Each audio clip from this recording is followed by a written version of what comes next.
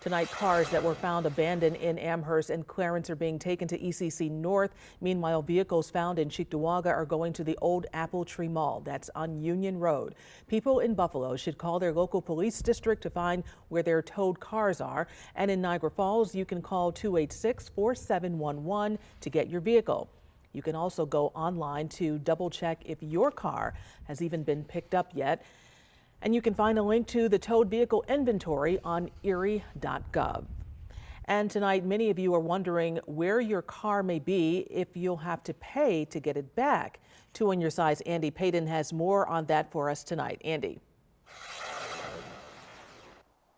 Yeah, Claudine, despite plows and tow trucks working around the clock the past few days, we're still seeing stranded cars like this one completely blanketed in snow. But as we found out, the process for those owners in getting these cars back could be just as difficult as getting it out.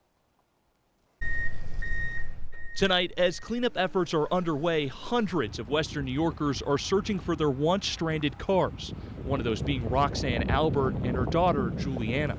I just don't think it's right, especially for nurses who were going into work. Who was stranded and forced to abandon her car in Amherst on her way to work on Friday and is now being forced to pay $350 to get it back despite being an essential worker. Well, they have to get paid. It's their job, but no one even notified me that the car was being towed. According to the town of Amherst stranded car policy, it's Albert's responsibility to pay up. But that's not the case for all drivers across the county, like here in Buffalo where it's free, or for those who are towed by the county itself. We could ticket people and charge them for the costs associated with towing their vehicles. We're not.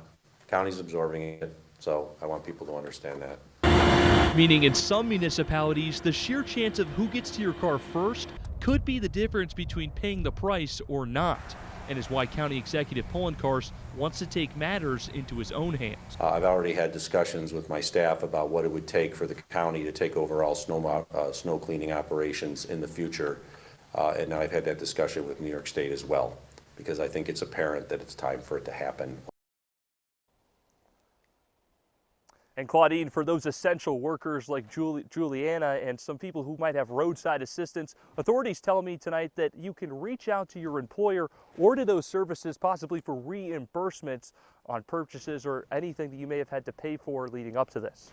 Okay, Andy, from what I understand earlier today, the county executive had something to say about his decision to not establish the driving ban ahead of the storm.